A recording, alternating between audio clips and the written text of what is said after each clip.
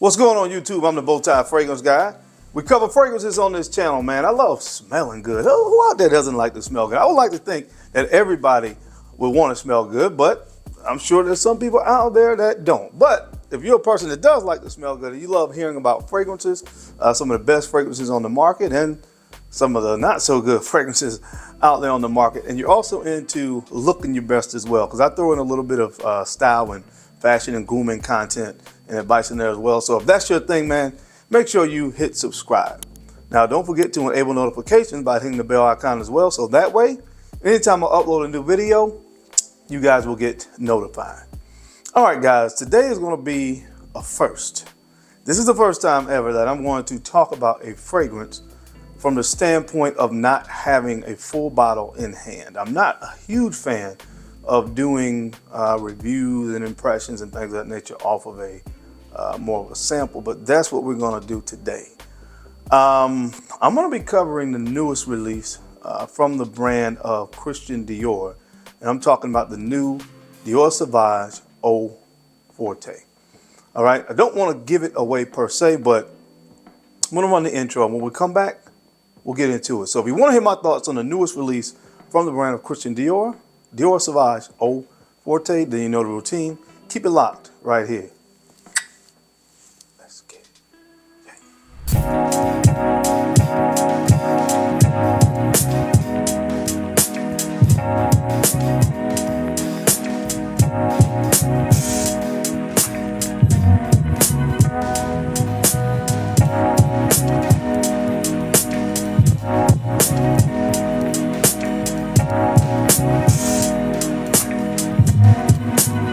The BowTie Fragrance Guy.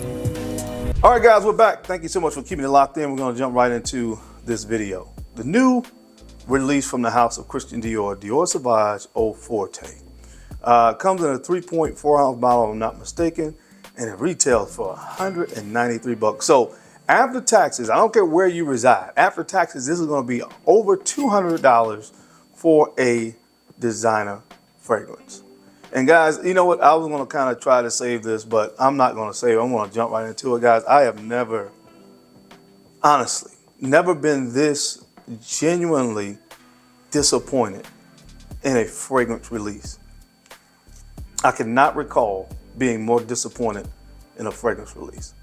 When YSL came out with Y Elixir, I didn't like the fragrance. I thought it was overpriced.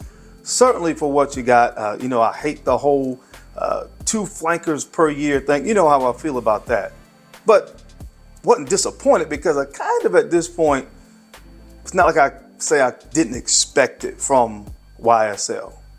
When I think about brands like Christian Dior and, in my opinion, Chanel, and I think about designer fragrances, I personally kind of put them kind of in its own class, because when we think about, you know, the current landscape of designer fragrances, I feel like these two brands kind of spearheaded where we are right now. When you talk about the release of the original Dior Sauvage, and I don't remember exactly what year it was off the top of my head, probably 2015, if I'm not mistaken. And then Bleu de Chanel, which was released around that time frame as well, 14, 15, somewhere in there. I think they kind of, you know, trailblazers for where most other designer fragrance brands kind of modeled themselves after those two fragrances when you think about it. Because you have, both of them have the EDT, the EDP, and the Parfum. And it wasn't every single year that they came out with a different flanker. Now, more recently, Christian Dior came out with Dior Sauvage Elixir. I'm still waiting on Chanel to do the Bleu de Chanel Elixir. I think that would be dope. But the thing about those brands, and this is kind of the point of the matter, is that they kind of are the leaders, not the followers. You know, and there, I think my perception was more quality over quantity. And I'm definitely a quality over quantity kind of guy when it comes to fragrances. So most companies kind of came in and tried to kind of, you know, mimic what they did with those two lines, in my humble opinion. But anyway, so I'm saying all that to say that I put them in a certain place when it comes to my designer fragrances. You know, those two particular brands. And with the state of where designer fragrances are right now, I'm disappointed because I had such high hopes for this fragrance. And guys, I am telling you sincerely, from the bottom of my heart, I could not be more disappointed with this fragrance release. It's just one man's opinion, but I couldn't be more disappointed. So I have a sample here. You know, again, it's not really typically my thing to do a review off of a sample. I don't know if the camera will pick that up or not. But this is it, man. Dior Sauvage Eau Forte. And I don't have the full bottle. And trust and believe, I went into the store last week wanting to purchase this. But there's no way I could bring myself to purchase this once I smelled it. So I'm wearing the fragrance here on my hand already. It's been dried down for about 2 hours. I'm gonna spray it. So the first thing, guys, if you haven't experienced this fragrance yet, let me look at my hand. The fragrance is a white, milky substance. Pause. Pause. No diddy, no all that.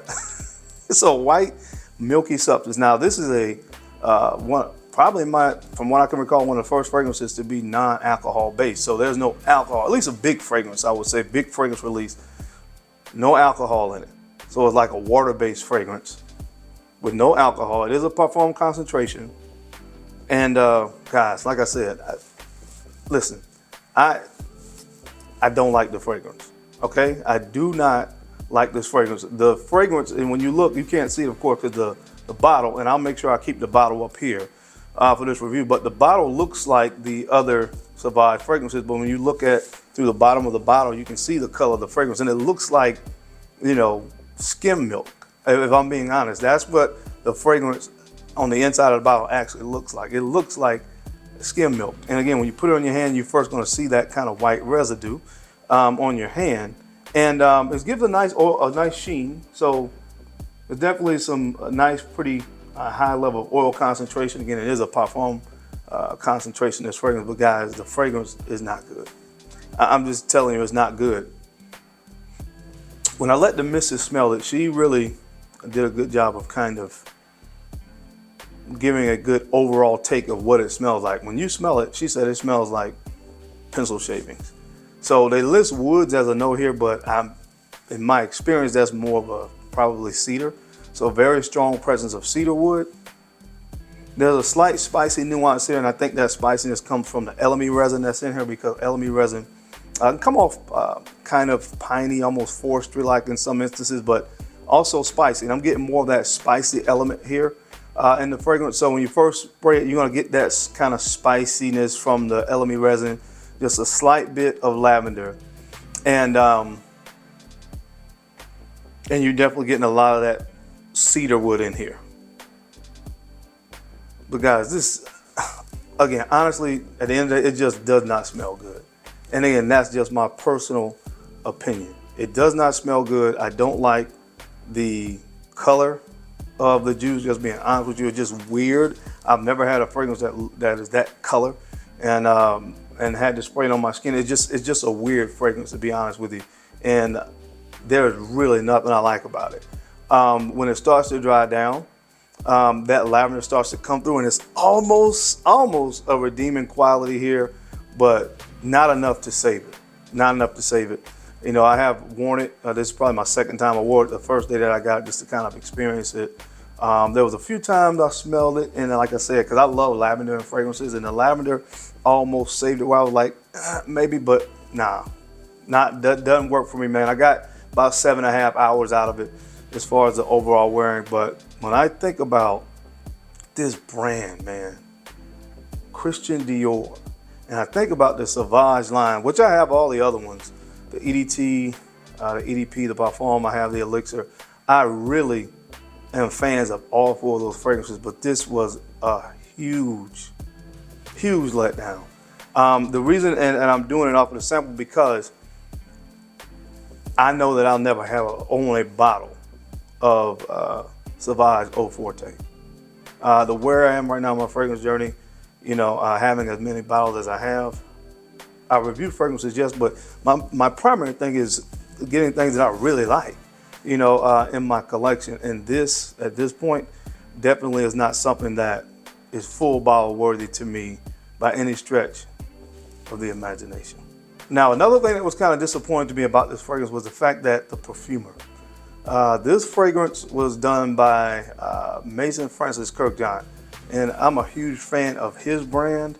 I think he's now on like the in-house perfumer for Christian Dior. And man, when you think about the brand itself, a giant. You think about the perfumer, Mason Francis Kirkjohn, giant, and you get this. I hate to use these kind of words to talk about people's work, but to me, this is trash. It's trash. I mean, like, I don't really know what they were thinking. I kind of get it, trying to, a lot of people are more health conscious these days and things of that nature, and trying to do an alcohol-free fragrance. I kind of understand that concept to an extent, but the fragrance is just not good, guys. It's not good. I mean, I don't even know what else to say, but I don't want to continue to go on and just bash it. But guys, this is not good. I mean, try it for yourself, but my personal opinion is, if I put this on a scale of 1 to 10, and 10 was like great, 1 was not good, this is like a 2.5, 3. It's that bad in my humble opinion. It is that bad. There's really nothing I like about the fragrance. But anyway, again, like I said, guys, this is just one man's opinion. Go into your local big box retailer and try it for yourself. But definitely at $193, $200 after taxes, definitely not a fragrance that I'll be adding to my collection. But like I said, guys, just my thoughts on it. Have you tried it for yourself? What are your thoughts on the newest release from the brand of Dior Sauvage? Did you like it? Or were you, just like me, as disappointed as I was once you got your nose on it? I would love to hear from you guys down in the comments section. Now, as always, I sincerely appreciate you guys' time and attention to these videos. I know you don't have to watch, but you do, and I sincerely appreciate that. Now, don't forget to take a few moments to like, comment, and subscribe. Make sure you guys are sharing these videos out to some other folks out there that you think could use the information or find it entertaining. Because I'm your guy, Darren. I'm the BowTie fragrance guy. I love to look good, and of course, I love to smell amazing. So until next time, keep looking good, keep smelling even better. I'll catch you on the flip side.